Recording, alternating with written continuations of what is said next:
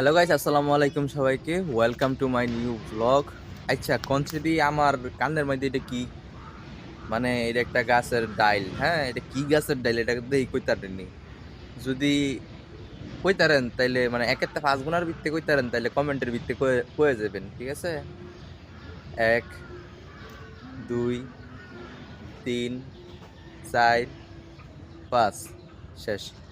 এখন এর ভিত্তিতে যারা যারা বুঝতেন পারছেন হ্যাঁ কমেন্টের মধ্যে লিখবেন যে আমি পারছি এইটা বা আমি পেরেছি, এতটুকু লিখলেই হইব, তাহলে আমি বুঝে যাবো। আচ্ছা, আমি আপনার করে কয়ে দিই এটা কি।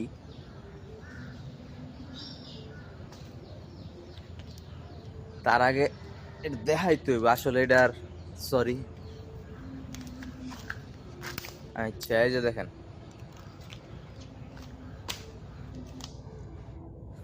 দেখছেন? মানে এইটা হচ্ছে সাজনা গাছের ডাইল, আর সাজনা গাছের ডাইল তো মনে করেন যে লাগাইলেই হয়ে যায়। কিন্তু এইটা আনছিলাম গত কয়েকদিন আগে, 10-12 দিন আগে আনছিলাম, কিন্তু এখনো লাগাই নাই বাড়িতে কেউ। তাহলে আজকে নিজেই সিদ্ধান্ত নিচ্ছি এটা আজকে আমি নিজেই লাগাম। ওকে, সর্বপ্রথম এইটা লাগানোর লাইগা একটা জায়গা নির্বাচন করতে হইব।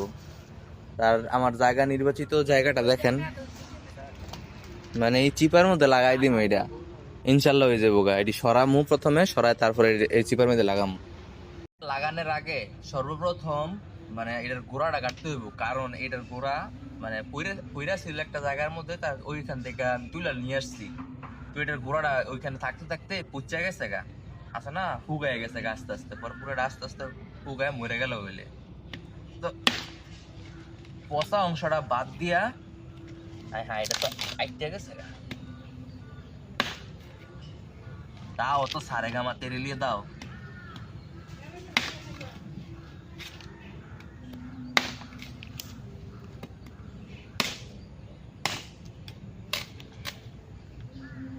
বুঝছেন? মানে যতটুকু পচা গেছিল গা, আর এনো বালা একটু বাদ দা, বাদ ভাই এই অংশটা আমি লাগাম।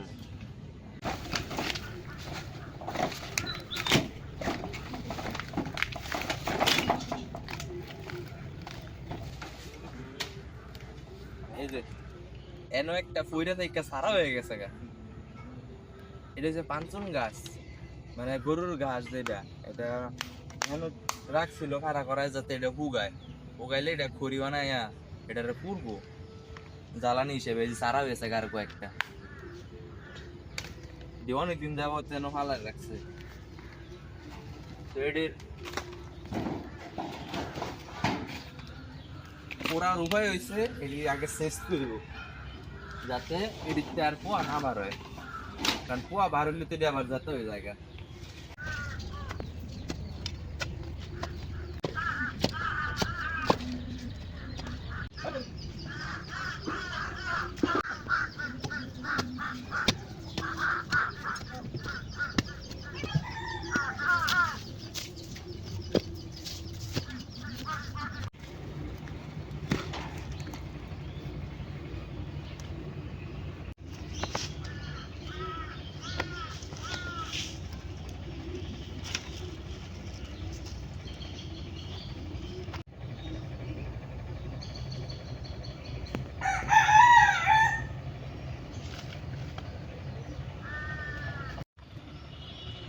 আমি গাতা বেশি করতাম পারি না, কারণ এন তো 2-3টা গাছ দেখতেছেন, এগর যে শিকড় আছে এই শিকড়ে পুরোটা বইরা গেছে গা, যার কারণে শাবল আমি ঢুকাইতাম পারি না।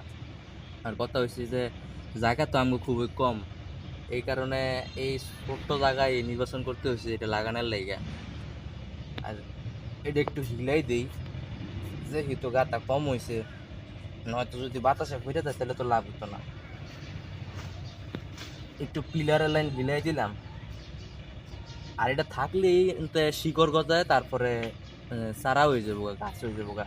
আর এই গাছটা হচ্ছে সেজনা গাছ, সেজনা গাছের ডাইল এটা, এটা যদি লাগাই তাইলে, সেজনা গাছের ডাইল লাগাইলে বাচ্চা জায়গা আমি দেখছি।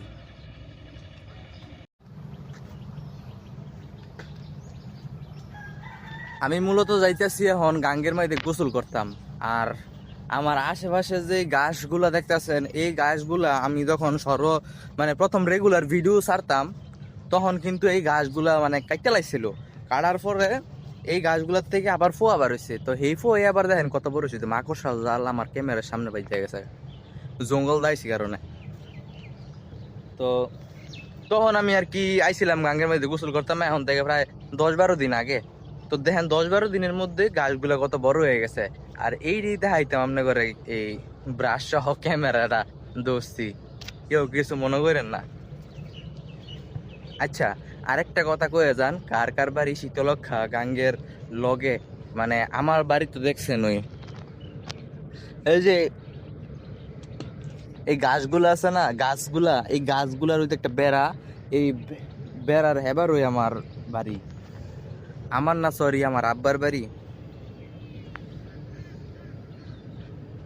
আর শীতলক্ষা গাংটা দেখাই দেই, ছোটবেলা এই গাংটা অনেক ফার হইছে। আর প্রত্যেকটা দিনই এই গাঙ্গের মধ্যে গোসল না করলে ভাল লাগছে না।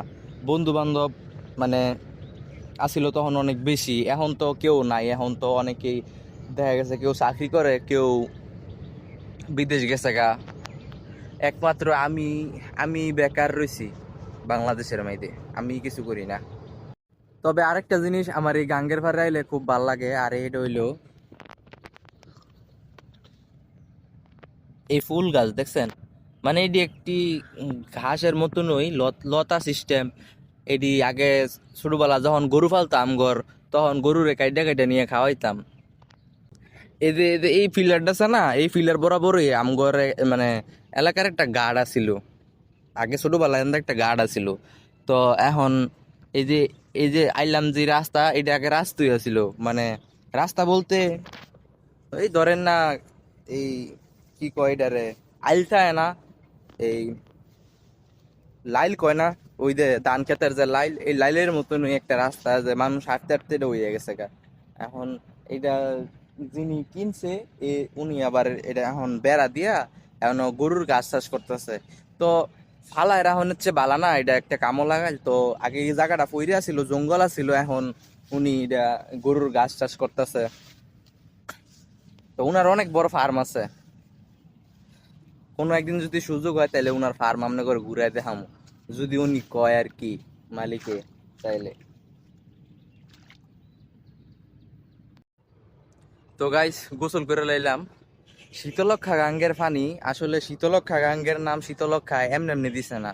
শীতলক্ষা গাঙ্গের পানি এত পরিমাণে শীতল, এত পরিমাণে ঠান্ডা, যখন নাকি নাইমা ডুবটা দিছি আমার শরীর মানে যেমন ধরেন না 40 ডিগ্রি সেলসিয়াস তাপমাত্রার মাঝে আমার দিছে বরফের পানিতে গোসল করতাম। এত পরিমাণে আমার শরীরটা একবারে সতেজ হয়ে গেছে, আমার শরীর যেমন সব ব্যথা গেছে গা, সব ক্লান্তি দূর হয়ে গেছে গা। শীতলক্ষা গাঙ্গের পানি কিন্তু যেমন ঠান্ডা তেমনই পরিষ্কার। আরেকটা কথা আপনাদের কই, আমার বর্তমান সাবস্ক্রাইবারের সংখ্যা হয়তো বা অনেকে খেয়াল করছেন অথবা অনেকে খেয়াল করেন নাই, তবে আমি কয়ে দিই, আমার আজকে পর্যন্ত বর্তমানের সাবস্ক্রাইবার সংখ্যা 280 জন। আর এই 280 জন প্রায় এক সপ্তাহ যাবতই হয়ে রয়েছে, মানে কোনো সাবস্ক্রাইবার হয় না। তারপর হচ্ছে গিয়া আপনি যদি আমার ভিডিও এতটুক পর্যন্ত দেখে থাকেন, তাহলে আমি আপনাদের মানে আপনারা রিকোয়েস্ট করতেছি, মানে এর মধ্যে তো কোনো টাইম সময় তেমন সময়ও লাগে না, তারপর হইতেছে কি আপনার টাকাও লাগে না, কিন্তু আপনার একটা সাবস্ক্রাইব মানে বাটনে ক্লিক আমার স্বপ্নের মাঝে এক ধাপ আগায় দেয়, ঠিক আছে? আপনার যদি একটা সাবস্ক্রাইব না করেন তাহলে আমার স্বপ্ন জীবনও পূরণ হইতো না। তো আমার স্বপ্ন হতেছে গিয়ে একজন ব্লগার হিসেবে, এটা আমার ছোটবেলার স্বপ্ন, কিন্তু কোনো সময় আমি প্রকাশ করতে পারি নাই। এখন অনেক দিন যাবতই আমি প্ল্যানিং করতে করতে করতে করতে দেখা যাইতেছে প্রথমে একটু ভুল হইতো, এখন আরো বেশি ভুল হয়। কারণ প্রথমে কয়েকটা ভিডিওর মধ্যে ভিউজ হয়েছে 80 জন, তারপরে 200 জন, 300 জনও হয়েছে ভিউজ, কিন্তু এখন দেখা যায় 25 জন 26 জনের বেশি ভিউজ হয় না, কোনো ভিডিওতে 18 জন ভিউজ। তো আপনি যদি এতটুকু পর্যন্ত দেখা থাকেন মানে আজকের ভিডিওটা, তাইলে দয়া করে হইলেও একটা সাবস্ক্রাইব বাটনে ক্লিক করে দিয়েন, কারণ এর মধ্যে কোনো সময় লাগে না। সময় লাগে একটু, টিভিতে যত সময় লাগে, কিন্তু টাকা পয়সা খরচ হয় না। আর আমার লাগে অনেক ভালো হইব, আমার দেখা গেছে একটু বর্ষা পাই আর কি, আর অবশ্যই লাইক করে দিয়েন, কমেন্ট করে দিয়েন, আর পারলে ভিডিওটা শেয়ার করে দিয়েন অন্যজন যাতে দেখতে পারে। তো সবাই আমার জন্য দোয়া করবেন। আসসালামু আলাইকুম।